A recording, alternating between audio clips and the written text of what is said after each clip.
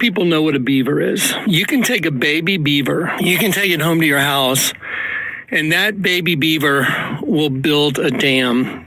It is instinctual. It is woven into their DNA to build a dam. So the serpent race is woven into the fabric of the race itself, that they manifest themselves. They manifest themselves, which is the 2X energy, which is female mastership, if you will. But they're woven into the architecture. The Vatican is a snake. They built it to represent themselves. They do it in clothing. They do it in logos. It manifests all around you all the time. And there's this big statue that's called the Statue of Liberty.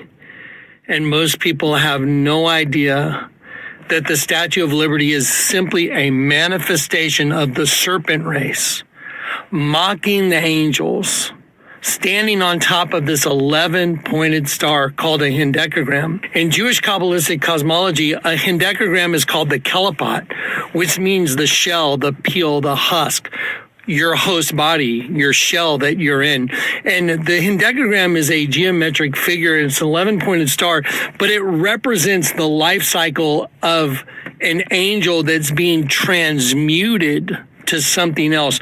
Just like a worm turns into a butterfly, there's a process of metamorphosis that has to occur.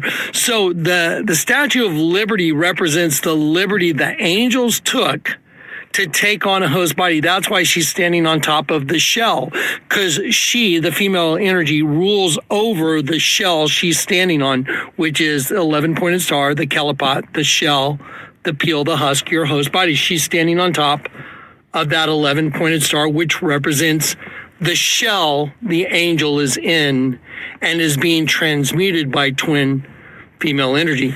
So it's a twin system.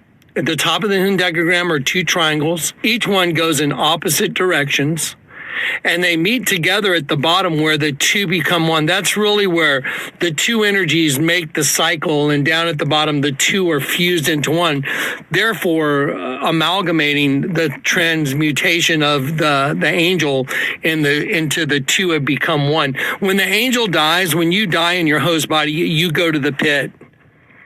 And in Revelation 9, the locusts, the shapes of the locusts, it says to assimilate. So you are assimilated into a race of locusts, and Satan is the king of the locusts from the pit.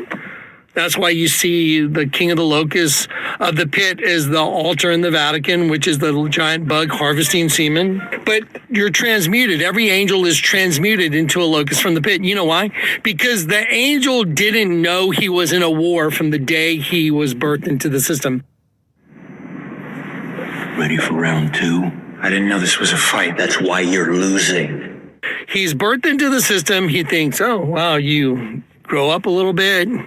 You have some fun, I guess, through your parochial school in high school. You go to college where you're trying to figure out how you're going to make money and take care of yourself, and then marry and have kids and take care of them, and then die. That's what the world's all about? No, that's what her system is all about. Her system, they need angels in the system in order to kill them to open up the pit. The goal is to use the energy from the angels to get the eternal abyss opened. So when that abyss opens in Revelation 9, out come the locusts. So the locusts that the female energy has been producing since the beginning of the world, they've been killing angels through the host body, sending that angel to the pit to be transmuted into a locust. And then that pit's going to open up, and then they're all going to come out of the pit. The Bible says they'll sting men, men will seek death and will not find it. They'll desire to die, and death will flee from them. So the whole thing is a big horror movie on steroids that you were never able to see. Think about that. At least in the alien movies like Alien Covenant and all these horror movies that in some way, shape, or form actually intersect our world we live in.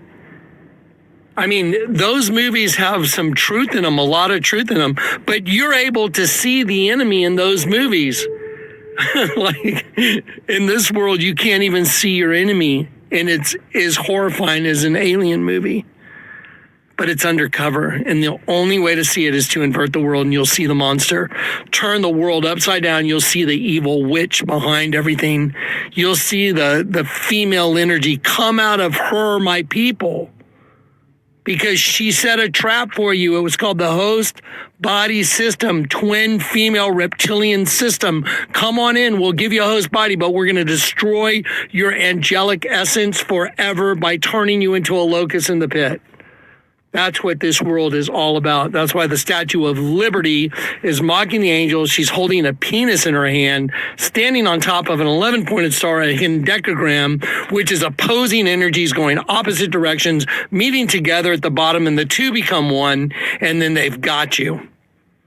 That's what it is. That's what the whole thing's about. That's why she's looking towards the east, waiting for the Helios to come up over the horizon, the personification of the sun, waiting for the pit to open. It's so mind-boggling. This is what the world's all about. Turn to Jesus with your whole heart. Turn back the other direction. Get saved.